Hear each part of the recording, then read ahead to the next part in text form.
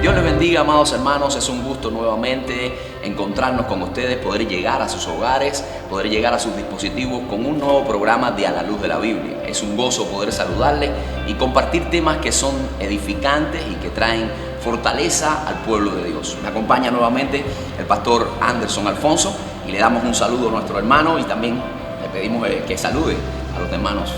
Les damos la bienvenida a todos y es un privilegio que siempre agradecemos al Señor en la oportunidad de compartir temas y tópicos que redunden en bendición y en conocimiento también para la cristiandad, específicamente para el pueblo cubano. Así es. Hermano Anderson, tengo en mis manos el periódico Gramma del pasado 15 de diciembre, donde se presentó un artículo titulado El síndrome del pecado original y las batallas por la conquista de toda la justicia. Es un artículo bien interesante y creo que en esta oportunidad pudiéramos hacer un análisis quizás no tan profundo de este artículo y podemos ver que realmente la intención que se ha estado buscando es más bien ofensiva. Se ha estado calumniando incluso no solamente la Escritura, sino la Biblia y la iglesia y la cristiandad, además, porque realmente nosotros los cristianos tenemos un libro base que es la Escritura. Esa es nuestra regla de fe y práctica. Y yo creo que ha sido bastante penoso que el periódico Gramma haya dedicado sus páginas a un artículo como este, donde se trata de tildar a la Biblia y a la fe cristiana de segregacionista, incluso se calumnia a la fe cristiana. Y yo creo que se desborda la falta de ética en este artículo, se desborda también el desconocimiento histórico y tristemente porque se trata de enfocar a un sector de la población y no es un sector minoritario, un sector yo creo que importante, sí, porque por mucho tiempo han estado tratando de presentar una imagen que no es válida del cristianismo, como que son una pequeña porción dentro de la población cubana y es un número importante entre la población. Y se trata de enfocar al sector cristiano como personas violentas, como personas que marginan, como personas que crean divisiones y que incluso suprimen el papel de la mujer en la sociedad y que incluso promueven las diferencias raciales y demás. Y yo creo que no hay nada más lejos de la realidad que eso que se presenta. Uno de los aspectos en el artículo que se presenta es que se tilda o se etiqueta a la doctrina bíblica del pecado original como un síndrome. Y nosotros estamos muy claros que el síndrome, muchas veces ese término se utiliza para señalar un signo o determinada señal, pero sabemos que hay una intención detrás. Y la intención específicamente es identificar a los creyentes como personas que están insanas desde el punto de vista psicológico, como que no tienen una preparación intelectual adecuada, y yo creo que eso realmente es un ataque abierto, explícito a la palabra de Dios, a la iglesia y al cristianismo. No lo digo desde una posición prejuiciada, sino es que cuando leemos el artículo lo podemos ver en cada línea. No tenemos otra opción. No tenemos otra opción. En cada línea, en cada expresión, en cada frase, en cada párrafo hay un ataque abierto a las filas de la fe. Y yo creo que, Pastor Anderson, que eso es algo que nosotros tenemos que esperar, incluso más, precisamente porque el mensaje que tiene la iglesia es confrontador. Sí. Y no solamente el mensaje, también la manera de proyectarse de los cristianos es confrontadora porque lo hacen sobre las bases de la santidad, de la pureza, de la ética y de la moral, y estamos viviendo un mundo que es relativista, un mundo que promueve el pluralismo, el relativismo moral, lleno de antivalores, donde a lo malo, como dice la Escritura, llaman bueno, y a lo bueno, malo. Entonces, en medio de ese mundo nosotros tenemos que esperar, como es lógico, que se nos rechace, que se nos tilde de cualquier adjetivo que ellos quieran poner y demás. Ahora, yo creo que ya que nos vamos a adentrar en el tema, en el tópico que él abordó y que él utilizó como base para presentar sus postulados, que es el pecado original, yo creo que sería bueno poder definir de manera práctica lo que es pecado, lo que la Biblia declara como pecado. Evidentemente en otros programas ya lo hicimos, hemos tratado este tema.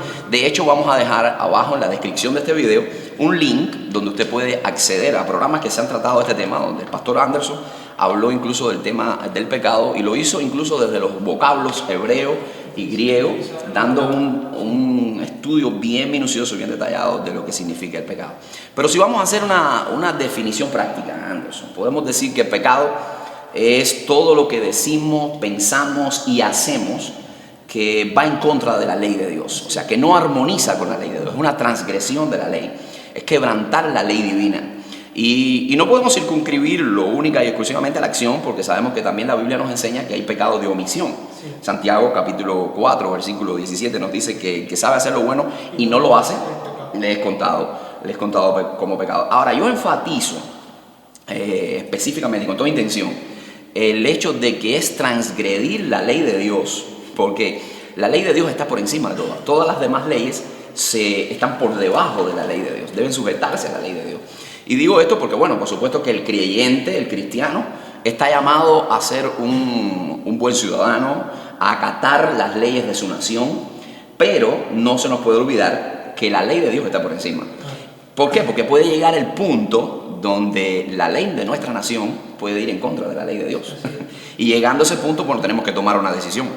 Y la decisión, yo creo que la más sabia, la más saludable, la prudente, es agradar a Dios, es hacer la voluntad de Dios por encima de todas las cosas. Los apóstoles decían, nos es necesario agradar a Dios antes que a los hombres. El término pecado, bueno, el vocablo que se utiliza, y yo creo que tú hablaste de eso en programas anteriores, es el término que significa errar al blanco. Esa es la etimología, errar al blanco o fallar al blanco.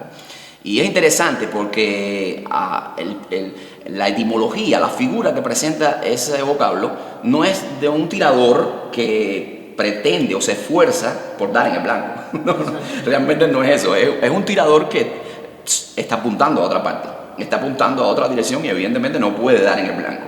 Que lo que enseña específicamente es que el hombre que no tiene a Dios, el hombre que no vive conforme a los preceptos de Dios, pues evidentemente no hace ningún esfuerzo por vivir una vida santa, no va a agradar, no va a dar en el blanco.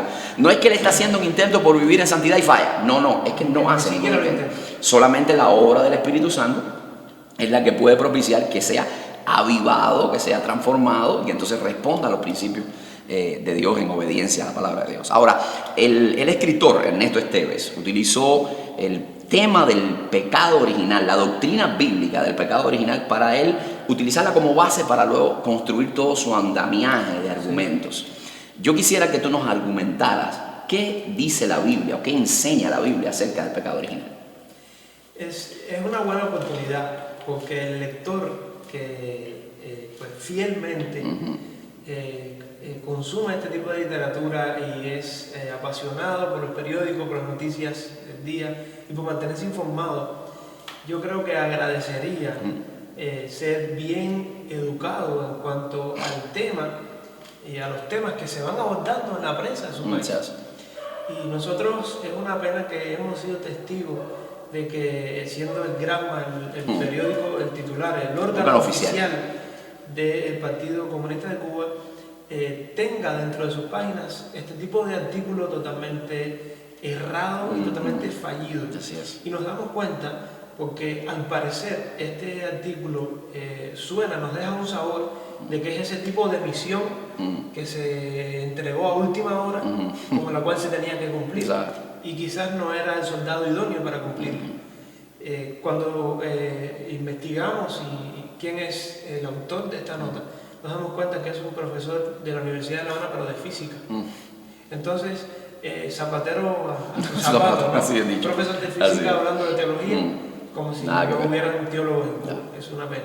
Pero bueno, si analizamos y si tomamos en cuenta que el autor utiliza el concepto o la doctrina bíblica de pecado original como una plataforma para desencadenar una serie de ataques en contra de los que creen, porque ojo, cuando leemos esta nota, los ataques y las burlas que prácticamente notamos que él usa son en contra de los que creen en la doctrina del pecado original. Y es necesario que los que nos están mirando entiendan a qué nos referimos correctamente, que los que leyeron esa nota entiendan cuál es la doctrina correcta, cuál es la posición correcta sobre la doctrina del pecado original. Como bien tú decías, ya los que nos están mirando saben o tienen una idea de qué cosa es pecado. Y en programas anteriores lo hemos citado y tú lo acabas de hacer. Pero cuando nos referimos a la doctrina del pecado original, tenemos que hacerlo desde dos perspectivas diferentes. La primera perspectiva de la cual podemos ver la doctrina del pecado original es de la perspectiva de la condición espiritual en la que se encuentra el hombre de forma universal. Es una condición totalmente depravada ante Dios. Ahora, la causa de esa condición es la segunda perspectiva, de la cual podemos observar la doctrina del pecado original, que hace referencia a una acción. O sea, el pecado original hace referencia a una condición en la que se encuentra el hombre como resultado de una acción. Así que cuando nos referimos al pecado original, bien podemos hacerlo a la acción que llevó a cabo Adán y Eva en conjunto, no por separado, sino en conjunto, de comer de aquel árbol del cual Dios le dijo que no comiera. Entonces, podemos referirnos bien a esa acción como el pecado original. Yo creo que vale la pena destacar que la palabra original tiene la idea de inicio, de origen. Exacto. Por eso es pecado original. Pecado que es desobediencia a la ley de Dios, es transgredir la ley de Dios, y la ley que ellos tenían era que no comiesen de ese árbol. Entonces ellos transgredieron, ellos pecaron al transgredir la ley que se le había dado, porque Pablo dice en la Escritura: yo no conocí el pecado sino por la ley. Exacto. O sea, para uno pecar, para uno transgredir una ley, tiene que previamente haber existido esa ley. Exacto. Dios le dio esa ley a Adán. Y vale destacar, porque en el artículo le hacía referencia que nosotros culpamos a Eva, y no lo hace Dios, y no lo hacemos nosotros. Sí. Y no lo hacemos porque cuando se dio esa ley, Eva ni siquiera existía. O sea, la ley se le da al hombre, a Adán, antes de Eva haber sido creado por Dios. Por eso es el hombre el máximo responsable de esa transgresión, de ese pecado. La Biblia nos dice también que el pecado entró en el mundo por un hombre. Así es. Entonces, en el escrito nosotros podemos ver que él hace referencia, o que él dice, hace mención, que nosotros los creyentes, los que creen en el pecado original, culpan a la mujer de esa transgresión. Ni lo hace la Biblia, ni lo hace Dios, ni lo hacemos nosotros. Exacto. Entonces, un error tras otro en este artículo. Y también vale destacar que, cerrando, concluyendo el concepto de pecado original, hacemos referencia a esa acción que trajo como consecuencia una condición. Y entonces toda la descendencia de Adán y Eva en lo adelante iban a ser corrompidos por causa de esa desobediencia. Y ese es el concepto de pecado original, es transgresión de la ley de Dios, pero la transgresión que llevó a cabo Adán y Eva. Exacto. Y por resultado de esa transgresión nosotros los hombres, heredamos. Sin importar el país, el color de la piel, sin importar la nacionalidad, nacemos en la condición de pecadores. Exacto. Y eso es lo que enseña la palabra de Dios. Exacto. Entonces, desde ese punto de vista, es que nosotros nos podemos referir correctamente a la doctrina del pecado original. La doctrina bíblica del pecado original. Leíamos en el artículo que el autor hacía mención a que producto de ese pecado original, o culpaba a los que creen en el pecado original de denigrar a la mujer, y como resultado de ese pecado original, cosas que no son coherentes con lo que practica o vive la iglesia con respecto al criterio y al papel y al rol que juega la mujer dentro de la cristiandad. Sí, yo creo que no hay nada más lejos de la realidad de lo que se está planteando ahí. No tiene nada que ver con el cristianismo. Sí. De hecho, él muestra su desconocimiento de la historia. Porque si nosotros profundizamos un poquito, no hay que profundizar mucho, ¿no? Solamente un poquito, en dónde nace el cristianismo bíblico, podemos encontrar que va a nacer desde la cultura clásica y desde la misma Grecia. Y aunque la cultura clásica tuvo mucho que aportar desde el punto de vista artístico, su embellecimiento y demás, no podemos olvidar que denigraba a la mujer, tenía a la mujer en un lugar muy bajo, al punto que la mujer era considerada una propiedad, casi que la cosificaban, como decir, al punto de que era primeramente propiedad de los padres y luego venía a ser propiedad del esposo.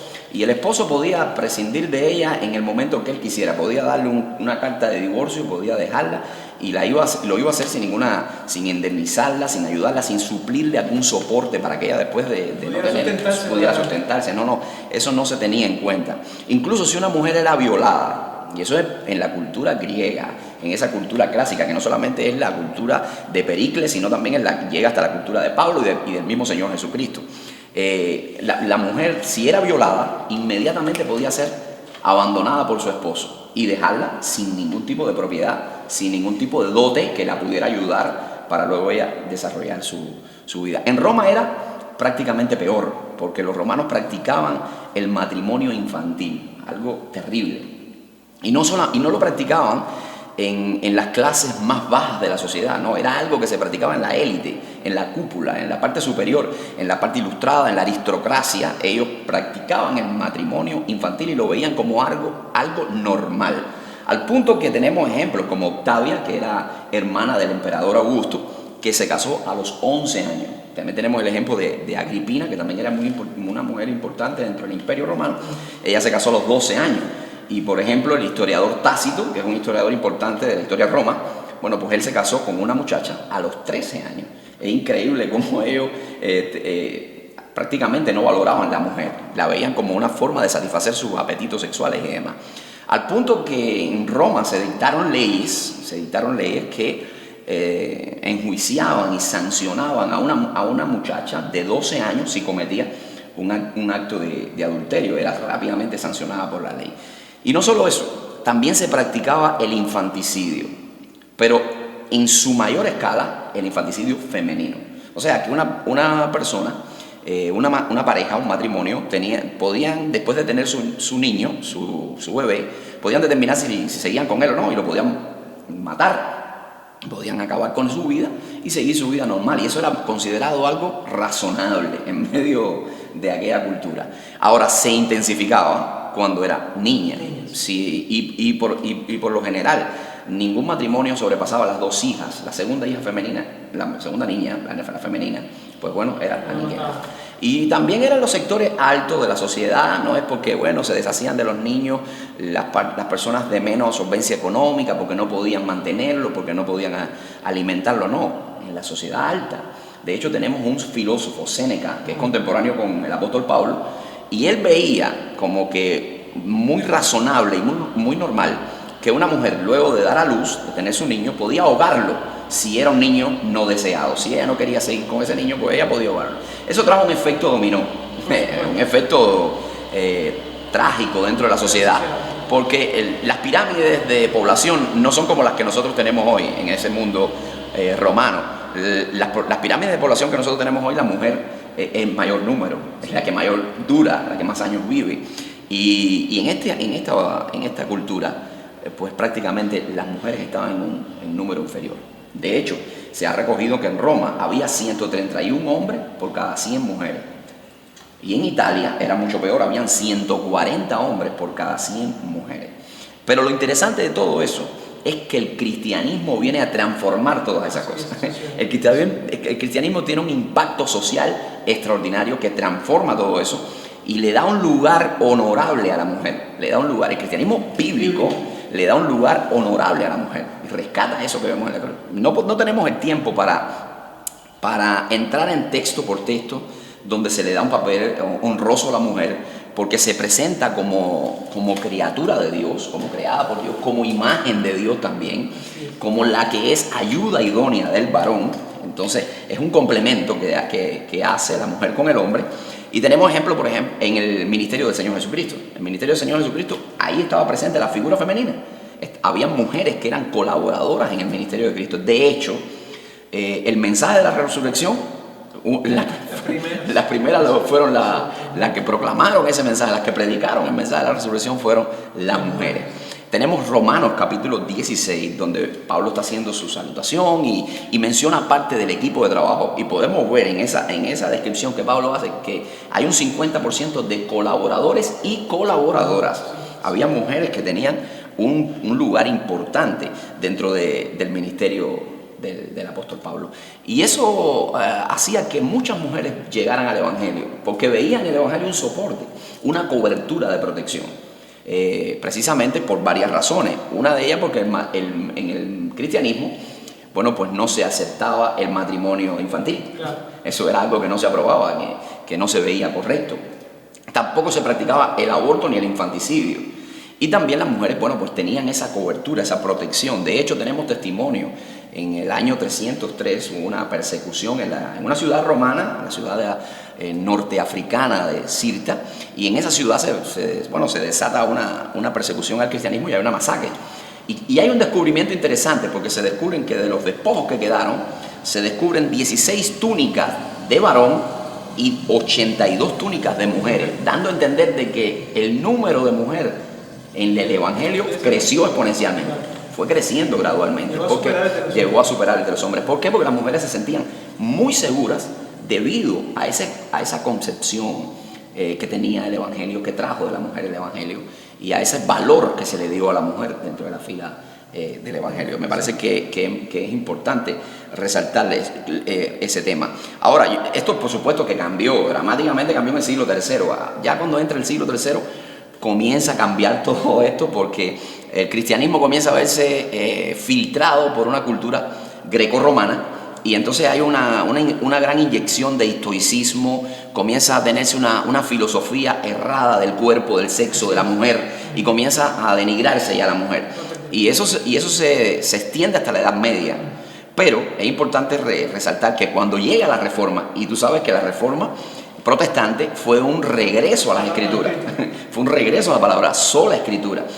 Y cuando regresan a las palabras, los teólogos se van a encontrar que a la mujer se le debe dar ese lugar honroso, ese lugar de valor. ¿Por qué? Porque ella también es imagen de Dios y ella es ayuda idónea del hombre. Y es interesante el aporte que deja la Reforma a la sociedad respecto a la mujer, que yo quisiera citarte una porción de un teólogo reformado, se llama Henry Smith, y él dice lo siguiente respecto a la mujer. Es interesante la forma en la que él aborda el tema, y dice: un regalo tal como la mujer es algo que solo podemos atribuir a Dios, y hay que aceptarlo como si él, el Señor, por supuesto, nos enviara un presente desde el cielo con un nombre que lleva escrito encima: el regalo de Dios. Así que él está viendo a la compañera, la ayuda idónea, a la esposa como un regalo de Dios, a la mujer como un regalo de Dios, ¿sabes? Como alguien que hay que proteger, cuidar. Así que el cristianismo en ningún momento, está muy lejos de la realidad lo que el escritor presenta en ese artículo, en ningún momento denigra a la mujer, margina a la mujer y quita valor a la mujer, todo lo contrario. Ahora, hay algo también que él tocó cuando comenzaba, y es como estábamos hablando hace unos instantes detrás de las cámaras, que cuando evaluábamos el texto del artículo, tú me decías: es que cada oración tiene errores. Tenemos como para hacer varios programas. Lo evidente, no queremos atiborrar a los hermanos que nos están observando con tanto argumentación, pero sí otro elemento en que él declara de manera nefasta, es que la iglesia promueve la división racial o segregación o la esclavitud. Pregunto yo, Anderson, y quisiera que me diera respuesta a esa pregunta. ¿Promueve la iglesia, la Biblia, la esclavitud? ¿Da lugar la Biblia a promover la esclavitud y la diferencia racial? Cuando nosotros leemos el Escrito, tenemos que darnos cuenta de que él siempre está hablando de terceros y de los que creen terceros. Sí. O sea, de lo que creen o de lo que piensan los que creen en la doctrina del pecador. Sí. Y bajo esa premisa, él comienza, y bajo lo errado de verlo como un síndrome, él comienza a acusar a la iglesia, a los cristianos, que son los que realmente creen en esa doctrina. Entonces, acusar a la iglesia o a la Biblia o a los cristianos de promover o aceptar la esclavitud es uno de los errores más grandes que cometen. Entre tantos que cometen, uno de los más grandes es porque yo creo que en programas anteriores también mencionamos los esfuerzos de la cristiandad, y fueron los esfuerzos pioneros. Dentro de los primeros esfuerzos que se hicieron por la abolición de la esclavitud, ahí estaban los cristianos. Exacto. Mencionábamos en aquella ocasión, y lo mencionamos hoy, a un personaje inglés muy famoso llamado William Wilberforce. Exacto. Este hombre, los esfuerzos pioneros, primarios, iniciales por la abolición de la esclavitud en Gran Bretaña se debieron a él. Él formó parte incluso del Parlamento Europeo y fue la primera persona que llevó la solicitud de liberación y de abolición de la esclavitud al Parlamento Europeo. Dentro de las anécdotas y de la biografía de este hombre, yo creo que podemos destacar el esfuerzo que él llevó a cabo en un recorrido que hizo por toda Inglaterra, buscando argumentos, buscando proveerse de argumentos que le apoyaran en su propuesta de abolir totalmente la esclavitud en el Reino Unido. Otro de los esfuerzos que llevó a cabo es que en el ejercicio y en los intentos para abolir la esclavitud de este hombre, recogió un total de 390.000 firmas. Interesante, en aquel entonces. Y con todos estos argumentos y con todas estas firmas, él las presentó en el Parlamento británico del momento. Y antes de él partir de este mundo, él pudo ver con sus propios ojos cómo la esclavitud fue abolida totalmente, incluso en las colonias del Imperio Británico. Wow. Así que el esfuerzo de este hombre por abolir la esclavitud y la fe de este hombre era el motor impulsor a cada esfuerzo, a cada gota de sudor que él derramó en su intento por la abolición de la esclavitud. Así que tildar al cristianismo o a la fe o a los cristianos de promover o de consentir con la esclavitud es un error histórico, un error. También es un error bíblico, porque nosotros en la Biblia encontramos una serie de principios. Si bien el tema principal de la Biblia no es abolir la esclavitud, claro. Nosotros es la salvación de la Claro, por supuesto, la redención. Y la redención tanto para esclavos como para libres. Exacto. Pero dentro de la Escritura nosotros encontramos una serie de principios. Desde luego, si tú no lees la Escritura y te dan la oportunidad de hablar de ella sin haberla leído, tú terminas cometiendo este tipo de error que termina cometiendo este hombre. Y entonces nosotros en la Escritura encontramos una serie de principios que nos dan a nosotros quizás la idea de que la Biblia no está de acuerdo del todo y la enseñanza bíblica no apoya en ningún sentido y en ninguna parte la esclavitud. Uno de esos principios es el que encontramos en Génesis capítulo 1, versículo 26, en lo que se nos dice que el hombre fue creado a la imagen de Dios. Entonces eso le atribuye al hombre un valor innato en sí mismo, sin importar la nacionalidad, el tez de la piel, el color de piel, los rasgos físicos. El simple hecho de haber sido creado a imagen de Dios le da un valor especial al hombre e igual a todos. Efectivamente. Entonces, en segundo lugar, otro de los principios lo encontramos en las enseñanzas de Jesús. Mateo 7:12. Jesús dijo, y todas las cosas que queráis que los hombres hagan con vosotros, hacedlo también con él. Es la regla. Entonces, si nosotros tomamos para nosotros, compramos esclavos y los tratamos a otras personas como esclavos, estamos incumpliendo este principio. Así es. Porque ninguno de nosotros querría que se nos tratase así. Y el tercero de todos es lo que se conoce como el principio de la igualdad, que no solamente, fíjense, que no solamente nosotros encontramos por boca del propio Dios en Génesis capítulo 1:26, por boca de Jesús, en las enseñanzas de Jesús, sino dentro de las enseñanzas de la iglesia primitiva. Vean el progreso que es igual. O sea, no es algo que se aprobó y luego se desaprobó y luego se luchó en contra de ello, sino es algo que desde el inicio, desde Génesis, luego las enseñanzas de Jesús en el Nuevo Testamento y luego las enseñanzas de la iglesia primitiva para el apóstol Pablo. Notamos el progreso. Cuando Pablo decía en Gálatas 3:28. Me gustaría leer eso, sí, perdona que te interrumpa. Es una buena oportunidad porque es un texto bien claro que nos enseña el criterio bíblico sobre este Exacto. El texto dice en Gálatas capítulo 3, versículo 22, dice, y ya no hay judío ni griego, no hay esclavo ni libre, no hay varón ni mujer, porque todos vosotros sois uno en Cristo Jesús. Evidentemente está más claro, no puede ser. Entonces tenemos principios bíblicos y además de eso tenemos un proceder histórico en la iglesia. Exacto. Personajes como el que mencionábamos, William Wilberforce y otros, entre ellos que también apoyaron a este hombre en sus labores y en su ejercicio liberacionista y abolicionista de la esclavitud. Así es. Entonces decir, en primer lugar, que la iglesia o que los cristianos denigran a la mujer no es cierto, no es sincero. Y lo que hace es mostrar un desconocimiento total sobre la cristiandad y también afirmar que la Biblia o que los cristianos en la iglesia están de acuerdo o estuvieron de acuerdo con la esclavitud también es otro error de los muchos que podemos encontrar en un artículo como ese. También uno de los puntos que él resalta y que pone como victimario a la iglesia, específicamente a los que creen en la doctrina del pecado original, que somos nosotros como iglesia, es que, bueno, pues rechazamos abiertamente y negamos los derechos de la comunidad LGBTIQ+. Bueno, yo creo que el centro de todo este artículo está en promover esa agenda, que sabemos que es una agenda que viene desde arriba y que se está luchando en nuestro país ya desde hace algún tiempo por implementarse el matrimonio igualitario, ahora con la nueva conformación del Código de la Familia, que ya está aprobado en el Parlamento y que ya viene siendo como un proyecto de ley. Sí. Y más bien lo que hay detrás, el soporte que hay detrás de este artículo es precisamente que promover la agenda LGBTIQ+, y darle un espacio de derechos, supuestamente derechos, para ellos ejercer su matrimonio, llamado matrimonio, mal llamado matrimonio, diríamos, para adoptar, para conformar una familia. Y eso también está muy lejos de la realidad. Yo creo que la iglesia, yo creo que el cristianismo bíblico, no quita los derechos del ser humano, todo lo contrario, le da derechos al ser humano, valora la imagen, porque ve la imagen de Dios en el ser humano. O sea, todos tenemos derechos.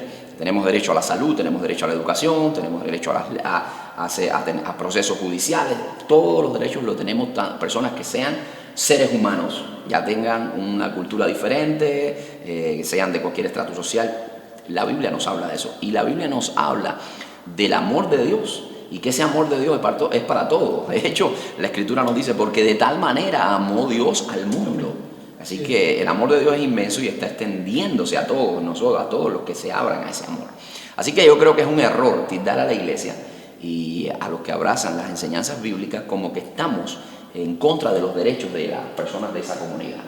Ahora, ellos tienen consignas, ellos tienen principios como que lo repiten una y otra vez para quizás darle fuerza y que se graben en la mente de la población y que se grabe como una verdad. Como dice, hay un dicho que una mentira repetida termina convirtiéndose, valorándose como una verdad, pero sigue siendo mentira. Y ellos hablan de los derechos de todos y de todas y lo tratan de hacer consigna.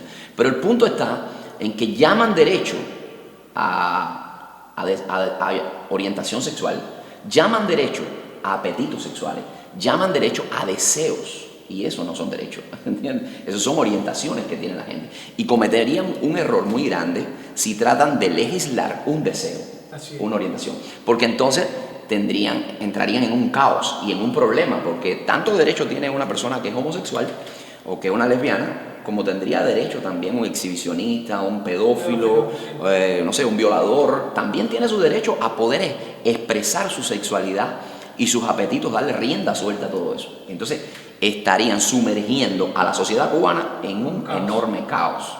Y yo creo que nuestra exhortación es a que valoren, a que den pasos coherentes, que den pasos razonables y certeros, precisamente para generar a nuestra sociedad un bienestar en todos los aspectos, emocional, físico, espiritual, y no tomen pasos tropelosos. Claro. Ahora, cuando nosotros hablamos de derechos, que esa palabra forma parte del discurso constantemente, son las exigencias de derechos, pero nosotros nos damos cuenta que parte del discurso, de cuál forma parte el autor de este artículo, es exigir los derechos de cierto grupo de personas. Entonces, cuando nosotros le añadimos un adjetivo a la palabra personas, ya no estamos luchando ni abogando por los derechos de todos. Exacto. Ya estamos promoviendo la división dentro de la sociedad. Hay una división exactamente que aparentemente los que luchan en contra de esa división la incluyen esa división dentro de su propio discurso. Porque cuando yo utilizo la frase personas homosexuales o los derechos para las personas homosexuales, ya el promotor, el dueño de ese discurso, el autor de ese discurso, ya está haciendo distinción entre una persona y otra. Y es lo que nosotros queremos llamar la atención. Y no es bueno hacerlo, porque los derechos yo los debo de tener y yo debo de luchar por los derechos para la persona. Entonces una persona, por ser persona, es que debe de disfrutar de ciertos tipos de derechos, no por ser una persona homosexual, o por ser una persona así, o por ser una persona tal, sino como persona. Los derechos los debe tener la persona como tal. No cuando nosotros perfilamos y cuando nosotros nos encarrilamos en una sola dirección, en luchar los derechos para las personas tal, y las que no son así, las que no se identifican no van a tener derechos. Entonces va va a ser una lucha sin fin. Porque como mismo podemos categorizar las personas homosexuales, cuántas categorías no podrán haber, y cada una de las personas que corresponda a una categoría va a luchar por sus derechos, como tú acabas de decir. El que es pedófilo va a luchar por los derechos de las personas pedófilas. Exacto. Entonces va a ser una lucha sin fin. Así que es mejor concentrarnos en los derechos de las personas. Y ahora también, es algo contradictorio leer una nota en el periódico, vamos a decir, más serio que tiene el sistema, el gobierno, leer una nota en la que se acusa de violar los derechos o de impedir los derechos a la iglesia, se acusa a la iglesia, se acusa a los cristianos, cuando la iglesia, o sea, los cristianos de este país, juntamente con las personas homosexuales, compartían celdas en lugares llamados centros militares de apoyo a la producción. Unidades militares de apoyo a la producción. Sus siglas la UMA. La UMA. Los que conocen la historia de este país saben que los cristianos compartían cuartos, compartían celdas con homosexuales, porque eran considerados para este sistema, para el sistema que responde a ese periódico, como lacra social. Incluso, y perdona que te interrumpa, hay testimonios de cristianos que salieron en defensa de las personas homosexuales, porque en centros como eso, pues bueno, pues evidentemente una persona con esas características venía a ser el hazmerreír, y a ser violentado. Entonces muchos cristianos salían en defensa. ¿Por qué? Porque le daban valor a la persona. Entonces, es algo contradictorio que se acuse al cristiano cuyo proceder histórico no permite esas acusaciones, y que esa acusación venga de un sistema cuyo proceder histórico en este sentido no ha sido positivo. Exacto. No ha sido positivo. Entonces, es muy bueno mantener una postura por 60 años y en los 2 últimos años hacer algún que otro beneficio a este tipo de comunidades, LGTB y demás, y olvidar 60 años de historia. Y esos 60 años de historia han sido, yo creo, para la iglesia en Cuba muy positivos. Número uno, con respecto a la mujer, porque hoy el mayor número de personas que integran las filas de la fe cristiana en Cuba son mujeres. Solamente hay que visitar las iglesias. Así mismo. Solamente hay que visitarlas. Por supuesto, este tipo de personas, y el autor de este artículo no ha visitado nunca la iglesia. Porque si tú visitas, la experiencia te impide hacer tales acusaciones. Hacer tales acusaciones. Además, es absurdo acusar de violentar a la mujer y de patriarcales y de violencias a la mujer a una comunidad cristiana en Cuba, que si revisamos cuántos cargos hay en contra de cristianos que han violentado a sus esposas o a mujeres. Yo quisiera que alguien fuera a los registros, si se nos permitiera acceder a los registros del Ministerio del Interior o de la Policía, ya sea a nivel provincial o a nivel nacional. ¿Cuántos cristianos han sido acusados o padecen cargos por haber maltratado a alguna mujer en la sociedad? Entonces, ¿dónde están las mujeres que han sido violentadas? ¿Dónde está el peso del sistema, de la cultura patriarcal de nuestro país? ¿Dónde están las violencias? ¿Dónde están? Tienen que enseñar números, tienen que enseñar estadísticas. Todo queda en palabras. ¿Dónde está aquella persona que puede decir: no me permitieron entrar y visitar y sentarme en el banco de una iglesia por ser homosexual en Cuba?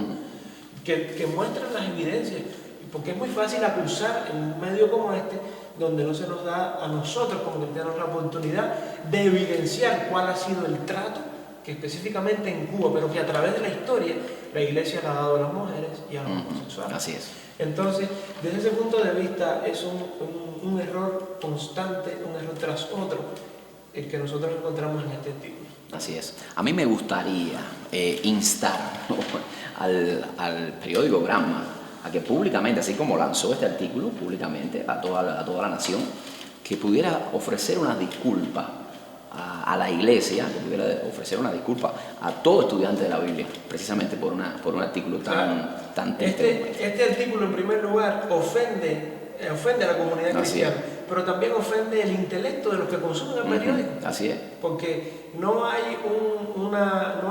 es certero en ningún momento el escritor de este artículo en cuanto a la teología bíblica y en cuanto a lo que nosotros creemos.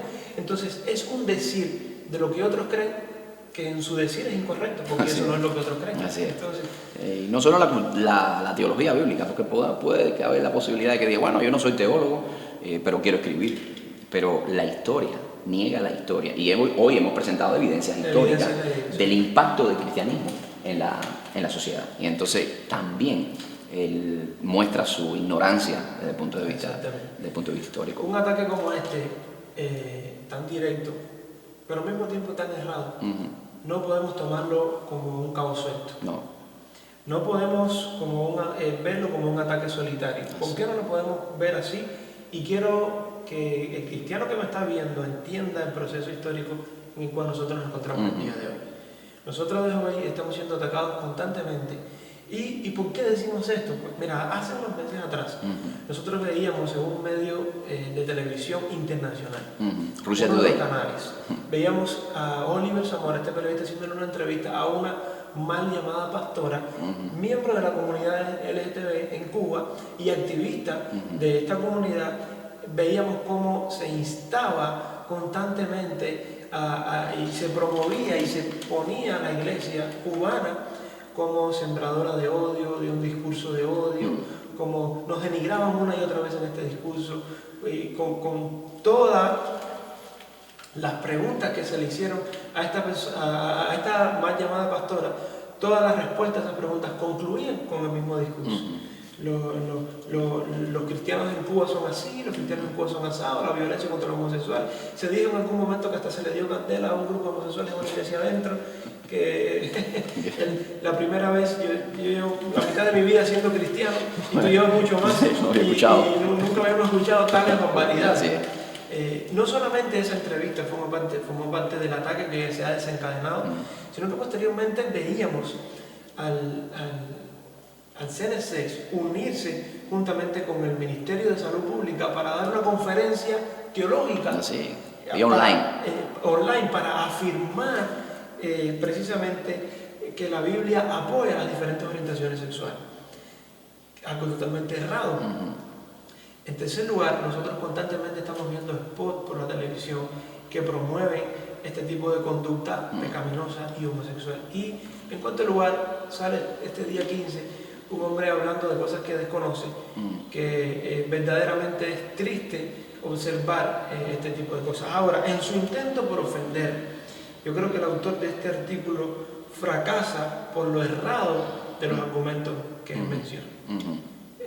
Fracasa, es una ofensa directa, pero en su intento por ofender a la comunidad cristiana él fracasa. ¿Usted sabe por qué? Hermano, porque nosotros como pastores sabemos del testimonio que goza la iglesia cubana en la sociedad. Así es. Tú puedes utilizar los medios para denigrar, para decir, pero las personas están viviendo una experiencia diferente.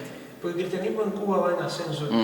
Cada vez son más las personas que se acercan porque encuentran paz. Exacto. Cada vez son más los homosexuales que se convierten a la fe y dejan esas prácticas pecaminosas porque son tratados con amor. Exacto. Porque son confrontados con su pecado y al mismo tiempo se dan cuenta que esa confrontación no es una confrontación de odio, sino es una confrontación para su bien. Para restauración, exacto. Para restauración y para edificación de su vida. Y esa es la experiencia real. Y ese es el cristianismo real y esa es la iglesia real. Exacto. La cubana, y no solamente la cubana, sino la latinoamericana, en forma general, que es la que más conocemos. Exacto.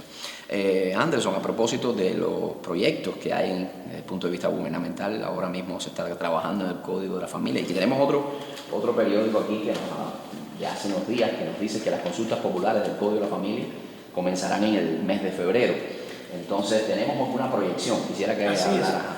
En este mismo artículo notamos que por algún motivo ellos van aplazando la fecha, y quizás porque con artículos como este quieren influenciar y confundir a las personas.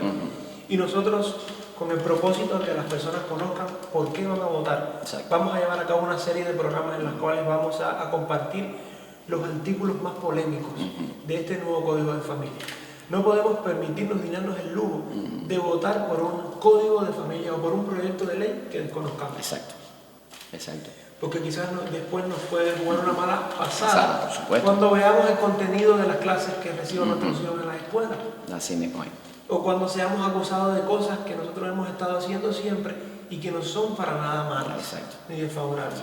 Entonces vamos a llevar a cabo una serie de programas que les invitamos a que estén atentos sobre los artículos más polémicos que podemos encontrar en este nuevo código de familia con el propósito de informar a las personas, porque vamos a quizás compartir cosas que no se mencionan en la televisión. Exacto. Y que forman parte del paquete completo. Efectivamente. Entonces, sugerimos que estén atentos a próximas transmisiones de nuestro programa, porque vamos a emplearnos en ello. Así es. Así que es un gusto poder llegar hacia ustedes con la palabra de Dios, con temas que traen edificación y formación espiritual. Los esperamos verlo más adelante, podamos seguir transmitiendo más adelante. Les rogamos que sigan orando para que estos materiales, estos programas puedan seguir saliendo al público, puedan seguir subiendo a internet y puedan seguir bendiciendo al cuerpo de Cristo. Es un honor poder servirle, es un honor poder compartir con ustedes la palabra de Dios. Que el Señor le bendiga, es el deseo de nuestros corazones. Bendición.